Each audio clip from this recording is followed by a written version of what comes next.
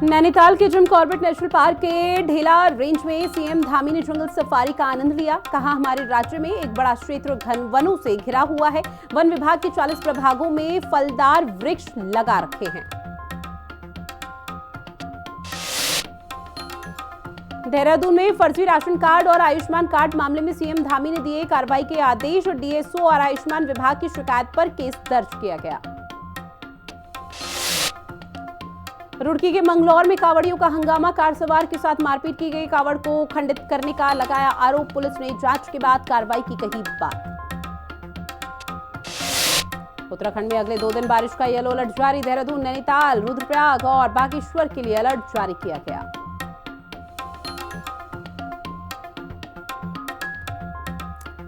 नमस्कार, आप देख रहे हैं अपना उत्तराखंड का एक खास बुलेटिन। मैं हूं आपके साथ ऋतु भंडारी और शुरुआत एक बुलेटिन की करेंगे बड़ी खबर के साथ, जो कि नैनीताल से मिल रही है, जहां जिम कॉर्बेट नेशनल पार्क में जंगल सफारी की गई।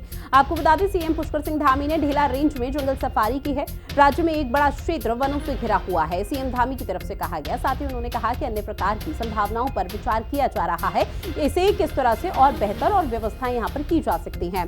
टिहरी वाटर स्पोर्ट्स का बहुत बड़ा हब बने, इसी की कोशिश में लगे हुए हैं। सीएम धामी ने आगे कहा, 40 प्रभागों में फलदार वृक्ष भी यहां पर लगाए जा रहे हैं। तो बड़ी खबर तस्वीरें आपको दिखा रहे हैं, जहां जिम कॉर्बेट नेशनल पार्क की जंगल सफारी करते हुए सीएम धामी नजर आए। वहां के जो तमाम कर्मचारी थे, उनसे भी सीएम धामी ने मुलाकात करते हुए बातचीत की है। अन्य प्रकार की जो संभावनाएं हैं, जैसे स्नो लेपर्ड, हमारे जो पर्वतीय क्षेत्र हैं, उत्तरकाशी है, चमोली है, मुनस्यारी है, इन क्षेत्रों में हम उन संभावनाओं पर भी विचार कर रहे हैं। फिश एंगलिंग है, हमारी राफ्टिंग क्षेत्र हैं, बूम है, हमारा शिवपुरी में ऑलरेडी बड़ी राफ्टिंग होती है। टिहरी वाटर स्पोर्ट्स का एक बड़ा हब बनता जा रहा है। तो ऐसे अनेक संभावनाओं पर हम विचार कर रहे हैं और जीव जंतुओं के लिए, क्योंकि ये हमको कई प्रकार का इकोसिस्टम इन वनों के कारण से बनता है। तो वनों के अंदर जो राज्य के हमारे 40 डिवीज़न हैं वन विभाग के, उन 40 के 40 डिवीज़नों में हम फलदार पेड़ लगा रहे हैं। आज हमने यहाँ पर उसकी शुरुआत भी की। आप देख रहे होंगे बड़ी संख्या में हमारे फायर लाइन के दोनों तरफ ये पेड़ लगाए जा रहे हैं। इनका संरक्षण भी करना है। हमारे जीव जंतुओं को उनका भोजन भी मिलेगा और बेजान जीव जंतुओं को भोजन देना, उनके लिए पेड़ सेवा करना, ये अपने आप में बड़ा पुण्य काम है। अभी हमारा हरेला पर्व आ रहा है। हरेला पर्व पर हमारा सभी वन विभाग के लोगों से पहले से ही हमने कहा है, उसकी व्यवस्था बन रही है कि 1000 पेड़ प्रत्येक डिवीजन में फलदार पेड़ भी लगाए जाएंगे। देहरादून से बड़ी खबर, सीएम धामी के निर्देश पर बड़ी कार्रवाई हुई है। सरकारी योजनाओं का गलत लाभ उठाने का मामला है। आपको बता दें कि कोतवाली नगर और थाना राजपुर में 2 मुकदमे दर्ज हैं। डीएसओ आयुष्मान विभाग ने एसएसपी को इस दौरान तहरीर दी थी। तो बड़ी खबर आप तक साझा कर रहे हैं, जहां पर एक बड़ा एक्शन लिया गया है। इसके साथ ही देहरादून सीएम धामी के निर्देश पर यह बहुत बड़ी कार्रवाई मानी जा रही है। सरकारी योजनाओं का गलत लाभ उठाया जा रहा था, जहां पर कोतवाली नगर और थाना राजपुर में 2 मुकदमे पहले से ही दर्ज कराए गए थे। डीएसओ आयुष्मान विभाग ने एसएसपी को इस दौरान तहरीर दी। अगली बड़ी खबर भी देहरादून से है, जहां माइनिंग प्लांट में नाबालिग लड़की का शव मिला है। कूड़ा बिनने का काम करती थी नाबालिग लड़की। 4 लड़कों ने लड़की को लोहा उठाने से रोका था। लड़कों ने जबरन लड़की को कमरे में बंद किया। बाद में बंद कमरे में नाबालिग लड़की की लाश मिली। सीसीटीवी के आधार पर पुलिस लगातार मामले की जांच कर रही है और उन दोनों लड़कों की तलाश भी की जा रही है इस पूरे मामले को लेकर, ताकि किसी तरह से पूछताछ या फिर इस पूरे मामले को आगे बढ़ाया जा सके। तो बड़ी खबर लगातार आप तक साझा कर रहे हैं, जहां आपको बता दें कि कूड़ा बिनने का काम एक नाबालिग लड़की करती थी, जहां माइनिंग प्लांट में नाबालिग लड़की का शव मिला है। तो बड़ी खबर, 4 लड़कों ने लड़की को लोहा उठाने से रोका था। लड़कों ने जबरन लड़की को कमरे में बंद किया। बाद में बंद कमरे में नाबालिग लड़की का शव मिला। सीसीटीवी के आधार पर पुलिस लगातार मामले की जांच कर रही है। फिलहाल इंतजार इसी चीज का कि इस पूरे मामले पर किस तरह का खुलासा होता है, क्योंकि पुलिस प्रशासन मौके पर पहुंचा और कानूनी प्रक्रिया के तहत कार्रवाई शुरू कर दी गई है। और ये तस्वीरें भी आपको दिखा रहे हैं। हालांकि उसके बाद जो हंगामे की स्थिति है वो भी मौके पर देखने को मिली है और ऐसे में पता लगाने की कोशिश आखिर लड़की के साथ, नाबालिग लड़की के साथ हुआ ऐसा क्या, जो उसके बाद उसे पहले कमरे में बंद कर दिया जाता है 2 लड़कों की तरफ से और उसके बाद जब कमरे को खोला गया तो नाबालिग लड़की का शव मिलता है। तो लगातार तस्वीरें आपको दिखा रहे हैं देर रात की। दिनांक 5 जुलाई 2025 को डोईवाला थाना क्षेत्र में एक मामला प्रकाश में आया था, जिसमें वहां स्थित कुड़कावाला में स्थित एक स्टोन क्रशर में 3 बालिकाएं कूड़ा बीनने वाली वहां पर गई थी, जहां पर 4 लड़के थे और उन्होंने उनको चोर मानते हुए उनका पीछा किया, जिसमें से एक लड़की को उन्होंने पकड़ लिया और वहां पर स्टोन क्रशर में स्थित एक कमरे में बालिका को बंद कर दिया और पुलिस को फोन द्वारा सूचित किया। पुलिस के वहां पर पहुंचने से कुछ देर पहले जब उन्हें उस कमरे में झांक कर देखा तो उस बालिका द्वारा फांसी लगा ली गई थी। उन्होंने दोबारा से फोन करके पुलिस को सूचित किया। पुलिस जब वहां पर पहुंची तो मामले की संवेदनशीलता को देखते हुए एफएसएल की टीम को वहां पर बुलाया गया और घटनास्थल को सील करते हुए उसका निरीक्षण किया गया और जो भी आवश्यक एविडेंसेस थे वो कलेक्ट किए गए। वहां पर जो 4 सीसीटीवी कैमरा थे उनके भी फुटेज को कब्जे में लिया गया है। उन लड़कों को संदिग्ध मानते हुए उनको हिरासत में लेकर पूछताछ की जा रही है। बालिका के परिजनों को सूचित करने के पश्चात उसका पंचायतनामा भर दिया गया है और कल डॉक्टर के पैनल द्वारा बालिका का पोस्टमार्टम कराया जाएगा, जिसमें की स्थिति पूरी तरह से स्पष्ट हो जाएगी। और ज्यादा जानकारी के साथ दीपिका मेरी सहयोगी हमारे साथ लाइव बनी हुई है। दीपिका, पूरे मामले पर क्या अपडेट है? फिलहाल यहाँ पर आत्महत्या का मामला बताया जा रहा है, लेकिन क्या पुलिस प्रशासन दूसरे एंगल से भी जांच पड़ताल कर रही है? जी बिल्कुल, देखिए ये मामला जो है पूरा डोईवाला के कुड़कावाला का है, जहाँ पर जो लड़कियां हैं कूड़े बीनने 2-3 लड़कियां हैं जो कूड़ा बीनने के लिए वहाँ पे मौके पर जाती है। स्टोन क्रशर जो है वहाँ पे एक एरिया है, वहाँ पर जो है कूड़ा बीनने जाती है। वहीं तभी 2 से 3 लड़के ऐसे होते हैं जो उनका पीछा करते हैं, क्योंकि वो लड़कियाँ जो है वहाँ से कुछ लोहे का सामान जो है वो उठा लेती है कूड़ा बीनने वाली, जिसके बाद वो लड़के उनका पीछा करते हैं और एक लड़की को जो है पकड़ कर कमरे में बंद कर देते हैं। बाकी लड़कियाँ चली जाती है वहाँ से। उसके कुछ ही देर बाद वो लड़की जो है फंदे से लड़की हुई मिलती है। इस पर जो पुलिस ने अपनी थ्योरी बनाई है वो ये है कि जो लड़की है वो आत्महत्या कर लेती है, लेकिन जो परिजन है उनका ये आरोप है और जो आसपास के स्थानीय लोग हैं उनका ये आरोप है कि जो वो लड़के थे वो विशेष समुदाय के लड़के थे, मुस्लिम समुदाय के लड़के थे और उन्होंने जो है उनको लड़की के साथ दुष्कर्म किया है, उसके बाद उसकी हत्या की है। ये आरोप जो है उसके परिजन लगा रहे हैं और साथ ही जो स्थानीय लोग वहाँ पर रहते हैं उनका ये आरोप है कि विशेष समुदाय के लड़कों के द्वारा रेप करके जो हत्या है वो बच्ची की गई है, नाबालिग लड़की थी वो। लेकिन जो पुलिस की थ्योरी है वो गले नहीं उतर रही है। पुलिस ने बयान दिया है कि जो लड़की है वो कूड़ा बीनने गई थी और जो लड़के उसे पकड़ लेते हैं और लोहा जो जिसे बीनती है उसे छीन लेते हैं और उसके बाद उसे कमरे में बंद कर देते हैं और इसी में गुस्से में आकर लड़की आत्महत्या कर लेती है। ये थ्योरी जो है किसी की समझ नहीं आ रही है, किसी के गले नहीं उतर रही है कि एक लड़की जो है सिर्फ चोरी का सामान वापस लेने के गुस्से में आकर ऐसे आत्महत्या कैसे कर सकती है। तो कहीं ना कहीं मुझे भी पूरा इसमें झोल नजर आता है। हालांकि अभी पुलिस इस मामले की जांच कर रही है। जो लड़की की डेड बॉडी है उसे पोस्टमार्टम के लिए भेजा गया है। आज एक डॉक्टरों की विशेष जो टीम है उसका पोस्टमार्टम करेगी, उसकी मेडिकल करेगी, पूरी जांच होगी, उसके बाद निकल के सामने आएगा कि बिल्कुल। देखिए, पोस्टमार्टम रिपोर्ट के बाद ही बड़ा खुलासा होगा कि नाबालिग लड़की के साथ दुष्कर्म हुआ या नहीं हुआ और हत्या की या नहीं की। लेकिन इस बीच जिन लड़कों पर आरोप ये लग रहा है हत्या का परिजनों की तरफ से, फिलहाल क्या वो पुलिस की गिरफ्त में है?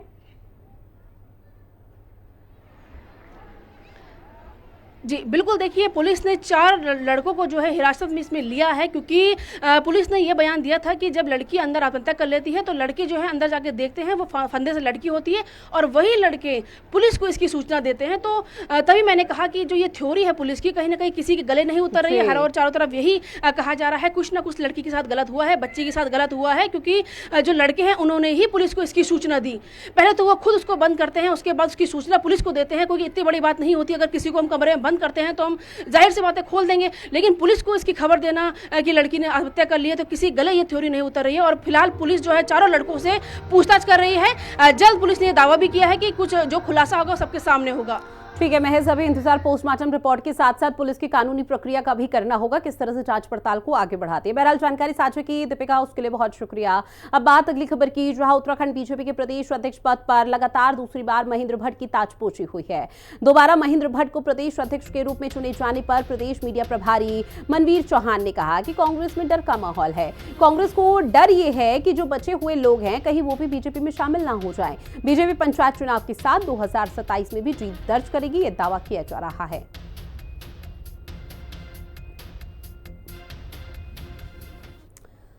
सीएम पुष्कर सिंह धामी खटीमा में किसान के रूप में अपने खेत में धान की रुपाई करने के लिए उतरे। मुख्यमंत्री पुष्कर सिंह धामी ने खेत में बैल हांके, साथ ही हल चलाया और धान की रुपाई की है। मुख्यमंत्री ने पारंपरिक हुड़किया बॉल के माध्यम से देवताओं की पूजा अर्चना की।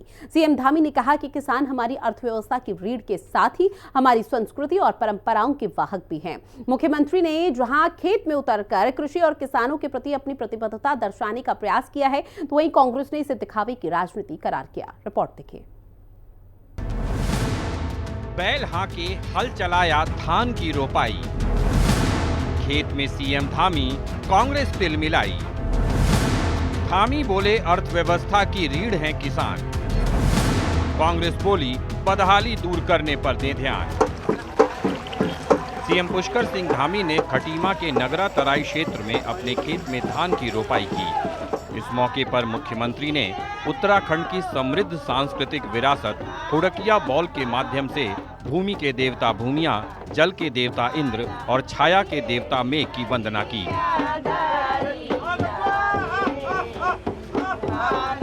सीएम धामी ने खेत में बैल हांके, हल चलाया और धान रोपे। इस दौरान मुख्यमंत्री कुशल कृषक की तरह रस्सी खींचकर बैलों को दाएं बाएं मोड़ते, संतुलन बनाकर हल चलाते और खेतों में धान रोपते दिखे।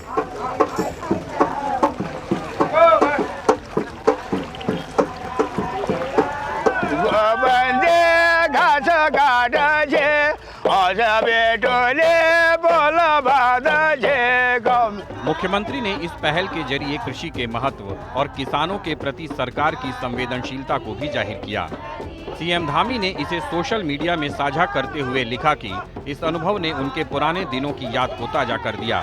सीएम ने आगे लिखा कि अन्नदाता न केवल अर्थव्यवस्था की रीढ़ हैं, बल्कि वो हमारी संस्कृति और परंपराओं के वाहक भी हैं। बीजेपी का कहना है कि मुख्यमंत्री की ये पहल ग्रामीण संस्कृति और किसानों की अहमियत बताने के साथ ही पारंपरिक लोक कलाओं के संरक्षण की दिशा में एक प्रेरणादायक कदम है। वहीं कांग्रेस ने सीएम के इस तरह खेत में हल चलाने और धान की रोपाई करने पर तंज कसा है। कांग्रेस का कहना है कि धान की रोपाई कर फोटो खिंचाते मुख्यमंत्री को ध्यान देना चाहिए कि राज्य में कृषि क्षेत्र कम हो रहा है। कृषि की बर्बादी के कारण लोग पहाड़ से मैदान की ओर पलायन कर रहे हैं। ऐसे में सीएम को दिखावा छोड़कर किसानों के हित में ठोस कदम उठाना चाहिए। प्रदेश के युवा मुख्यमंत्री पुष्कर सिंह धामी ने अपने खेतों में रोपाई करके जो उत्तराखंड के काश्तकार हैं, उत्तराखंड के किसान हैं, उन तक एक संदेश पहुंचाया है और उन्होंने इस बात के सबूत दिए हैं कि बेशक वो मुख्यमंत्री की कुर्सी पर हैं, लेकिन आज भी अपनी जड़ों से जुड़े हुए हैं। और मैं समझता हूं कि जो प्रदेश के किसान हैं, उनके लिए एक फख्र की बात है। वास्तविकता यह है कि राज्य में किसानी की हालत क्या है। आपके खेत में उतर के धान रोपाई करने का संदेश क्या है। पूरे प्रदेश में धान का जो क्षेत्र है वो कम हो रहा है, गन्ने का क्षेत्र कम हो रहा है। लगातार जो ज़मीनें हैं खेती की, कृषि की, वो ख़त्म होती जा रही हैं, समाप्त होती जा रही हैं।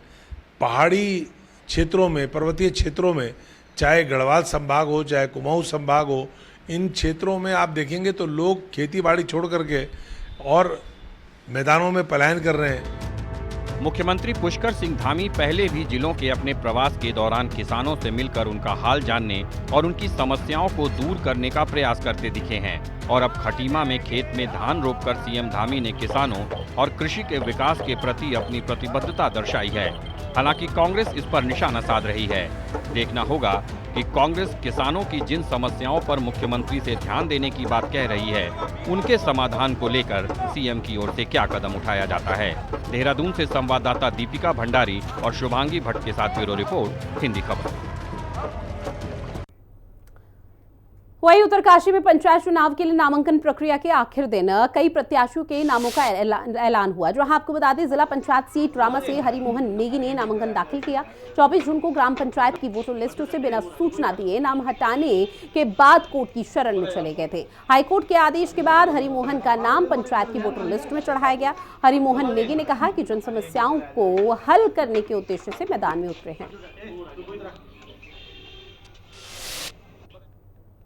देखो, पहले तो हमें नामांकन कराने में ही बहुत जद्दोजहद करनी पड़ी और जगह जगह याचिकाएं करनी पड़ी, माननीय न्यायालय में याचिका करनी पड़ी, आयोग में करना पड़ा।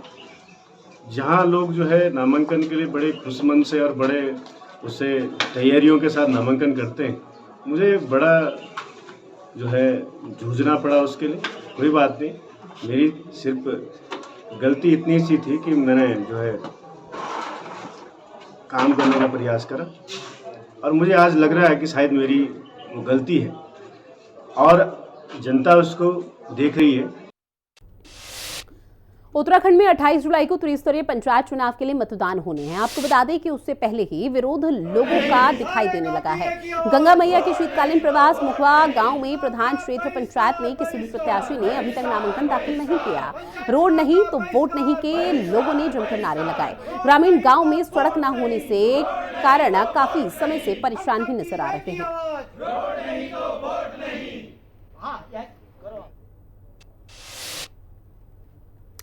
वहीं टिहरी में त्रिस्तरीय पंचायत चुनाव के नामांकन के आखिरी दिन अलग अलग पदों पर कुल 7,501 नामांकन दाखिल हुए। जिला पंचायत सदस्यों के लिए 70 लोगों ने नामांकन दाखिल किया। 45 जिला पंचायत वार्ड के लिए कुल 218 नामांकन हुए हैं।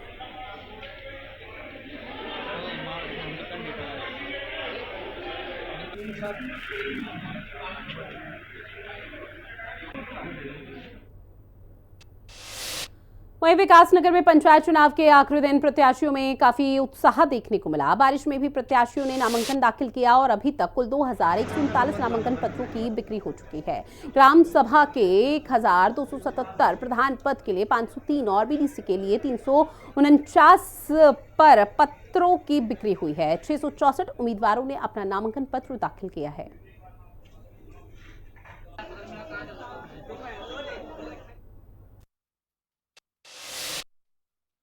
भी आखिरी दिन था। हमारे कुल बिक्री 2139 हमारे फॉर्म बिके हैं, जिनमें 1277 ग्राम वार्ड के, 503 ग्राम प्रधान के और 359 क्षेत्र पंचायत के, कुल 2139।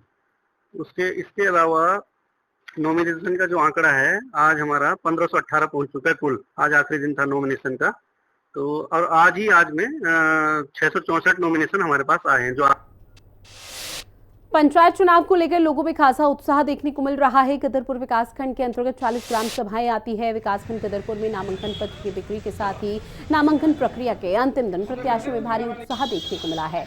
बड़ी संख्या में अपने समर्थकों के साथ पहुंचे प्रत्याशियों ने नामांकन दाखिल किया। निर्वाचन अधिकारी शैलेंद्र सिंह ने कहा है कि लगभग 800 लोगों ने अपना नामांकन कराया है।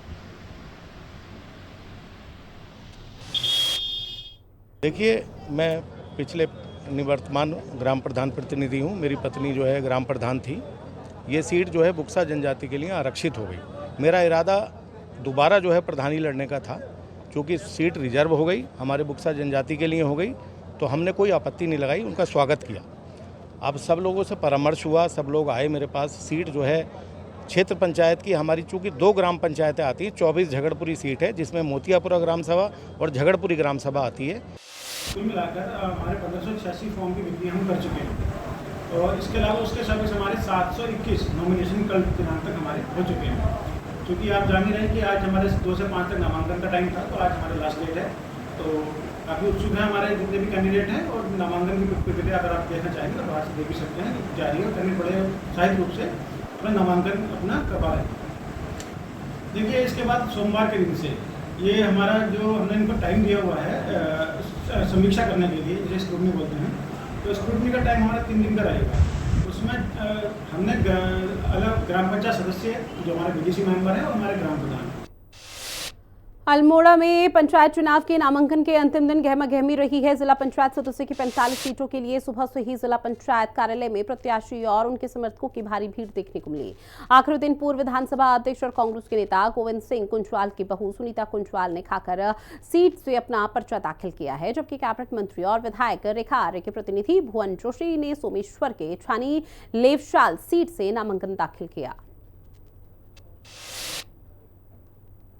हुए थे और अभी तक की डेट में 43 नामांकन हुए हैं, तो टोटल 186 के आसपास नामांकन अभी चल ही रहा है।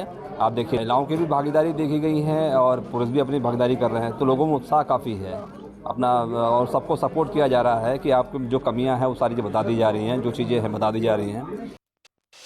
से जो है अपना नॉमिनेशन अपने भारतीय जनता पार्टी के समर्पित प्रत्याशी के रूप में यहाँ पर कराया है और मेरे साथ में हमारे डिगरा 2 से जिला पंचायत सदस्य भारतीय जनता पार्टी के समर्पित प्रत्याशी भाई पंकज बजेली जी, हमारे पलुड़ा से भीमराम जी, हमारे अन्य क्षेत्र से आए हुए मेरे सुमेश्वर क्षेत्र के तीनों लोगों ने और इधर महेंद्र भाई घना ने, हम सब लोगों ने जो है भारतीय जनता पार्टी के टिकट पे जो समर्थन पे जो है आज अपना नॉमिनेशन यहाँ पर कराया है।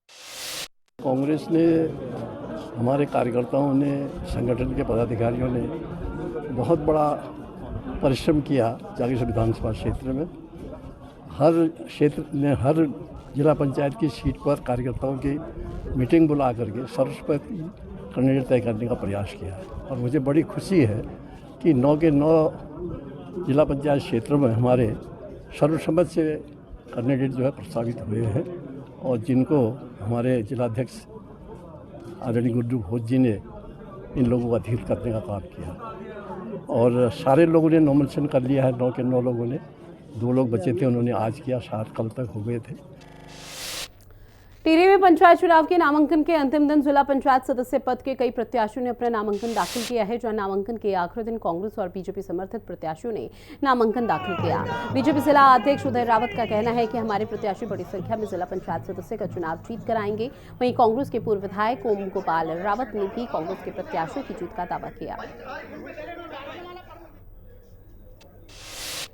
में कोई घमासान नहीं है। भारतीय जनता पार्टी का प्रदेश नेतृत्व जो तय करेगा, जिस भी प्रत्याशी को भारतीय जनता पार्टी तय करेगी उसी को भारतीय जनता पार्टी का जिला पंचायत का अध्यक्ष का दावेदार टिहरी जिले में किया जाएगा। स्थिति आप देख रहे हैं, आज भाजपा की कारगुजारियों से जो है सब लोग त्रस्त हैं। आज आप देख रहे हैं नतीजा जो है, जो सरकार एक पंचायत चुनाव साल भर लटका चुकी है और अभी भी जो है ये कोर्ट के माध्यम से जो है चुनाव हो रहे हैं। पहले लोग चुनाव कराने लिए कोर्ट गए, फिर जो है सरकार जो है उसको जवाब मांगती है। चुनाव भी जो है कोर्ट ने करवाए थे, रुकवाए, फिर अब हुए, लेकिन आज जनता सारी चीज़ों को देखती है और कांग्रेस पार्टी बिल्कुल दमखम से जो है इस टाइम चुनाव लड़ रही है और जनता जो है त्राहिमाम हो रखी है। सारी समस्याओं को लेकर आज जो है यहाँ पर कोई पूछने वाला नहीं है। नामांकन के आखिरी दिन आज जिला पंचायत में कई प्रत्याशियों ने अपना नामांकन दर्ज कराया, नामांकन पत्र भराए। ग्रामीण क्षेत्रों से जिला पंचायत सदस्य में कांग्रेस और बीजेपी के बड़े नेताओं को में भी यहाँ पे शुमार है। कई पूर्व जिला पंचायत अध्यक्षों ने भी यहाँ पे नामांकन भरा है। जो मुख्य अगर हम रूप से बात करें तो जरूर जो है प्रशासन द्वारा पुख्ता इंतजाम किए गए हैं और मात्र प्रत्याशी के साथ ये 2 ही प्रस्तावक होंगे जो अंदर एंट्री कर पाएंगे। आप दिखा सकते हैं, दिखा सकते हैं कि किस तरह से पुलिस की जो व्यवस्था है वो चकाचौंध है। मात्र प्रस्तावक और एक प्रत्याशी द्वारा जो है अंदर आने की अनुमति है। तो हम ये कह सकते हैं कि नामांकन के आखिरी दिन जो है आज बड़ी संख्या में क्षेत्रों से जो लोग यहाँ पहुँच रहे हैं, प्रत्याशी पहुँच रहे हैं, अपना नामांकन दर्ज कर रहे हैं। जगत तोपाल, हिंदी खबर, टिहरी गढ़वाल। वहीं 11 जुलाई से सावन मास की शुरुआत होने जा रही है। हरिद्वार में कांवड़ मेले को सकुशल संपन्न करने के लिए संतों और श्री अखंड परशुराम अखाड़े के पदाधिकारी सदस्यों ने मालवीय घाट पर मां गंगा का जलाभिषेक किया। पूजन कर कांवड़ यात्रा निर्विघ्न संपन्न होने की प्रार्थना की गई है।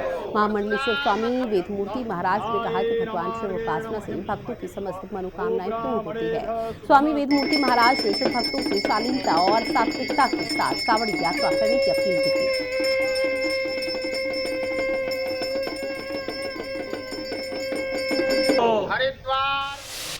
सबसे पहले अनुष्ठान की शुद्धता के लिए आहार की शुद्धता होना परम आवश्यक है। लेकिन आप जब हरिद्वार से लेकर के आप मेरठ तक आप चलेंगे तो सैकड़ों ऐसे होटल, सैकड़ों ऐसी दुकान जो अपने नामों को छुपा करके, कहीं पंडित को बिठा करके, कहीं दूसरे का QR कोड लगा करके इस तरह हिंदुओं को छला जा रहा है। हमें नहीं, हमारी आस्था को चोट पहुंचाई जा रही है, हमारे अनुष्ठान में लोगों को बाधा डाल रहे हैं।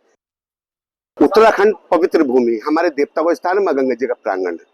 शिव भक्तों का उभार उमंग के साथ हरिद्वार में आ रहे हैं। हम उनका हार्दिक अभिनंदन स्वागत करते हैं। मेरा एक निवेदन है सभी से भक्तों से, जो हर वर्ष हम निवेदन करते हैं कि मर्यादा बनाएं, मर्यादा में आए और इसमें नशा ना करें, क्योंकि नशे में कामड़ नहीं होती, आपका कोई भी भक्ति स्वरूप नहीं होता, किसी चीज का भी आपका नशा होता वो ठीक नहीं है। ये कामड़ बड़े भाव वाली है। हमारे भोलेनाथ तीनों लोक के स्वामी शंकर भगवान जी के आप आइए, आपका हार्दिक अभिनंदन स्वागत है। प्रशासन का सहयोग करें, नगर वासियों का सहयोग करें, जिस रूट से आपकी पार्किंग है उस रूट पर अपनी गाड़ी खड़ी करें, उधर ना हो। और एक डीजे जो बड़े डीजे आते इनमें नहीं होने चाहिए। और चलिए अब आपको तस्वीरें दिखाते हैं जहां प्रधानमंत्री नरेंद्र मोदी की तरफ से दलाई लामा को सबसे पहले तो जन्मदिवस की ढेरों शुभकामनाएं और बधाई दी जा रही है और उनके जन्मदिवस को सेलिब्रेट किया जा रहा है। और ये तस्वीरें आपको दिखा रहे हैं जहां देखिए सीएम धामी इस वक्त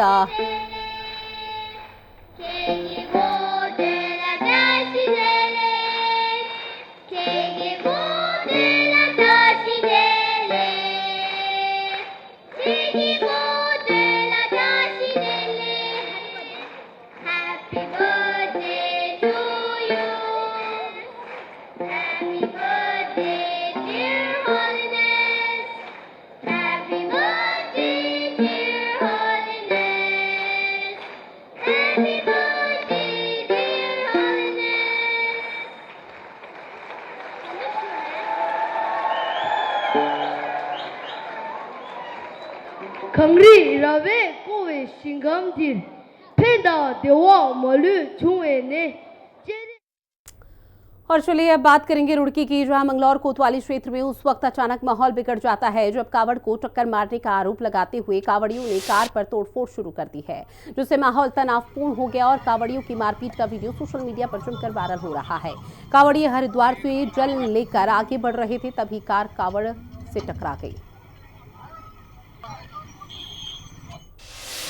वहीं उत्तराखंड में मानसून के सीजन में पर्वतीय क्षेत्रों में बारिश के कारण तबाही और नुकसान की तस्वीर सामने आ रही है, तो वहीं बारिश से केंद्र सरकार की महत्वपूर्ण जल जीवन मिशन योजना को फायदा मिल रहा है। जल जीवन मिशन के सबसे बड़े रिसोर्स ग्राउंड वाटर लेवल में बढ़ोतरी दर्ज की गई है। हालांकि बारिश से जल जीवन मिशन का काम बाधित हुआ है, पाइपलाइन बिछाना थोड़ा मुश्किल जरूर हुआ।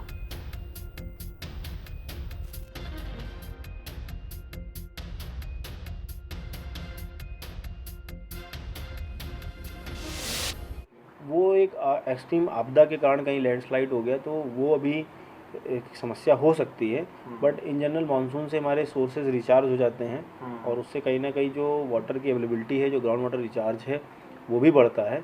बाकी जल जीवन मिशन के विषय में जैसा आपने पूछा, हम लोग 90% से ज़्यादा फिजिकल प्रोग्रेस अचीव कर चुके हैं और हम लोगों का ये लक्ष्य है कि इस साल दिसंबर तक हर हालत में सभी स्कीम्स को जो है कंप्लीट कर लिया जाए। और चलिए इन्हीं तमाम खबरों के साथ बुलेटिन में इतना ही। आप बने रहिएगा हिंदी खबर के साथ। नमस्कार।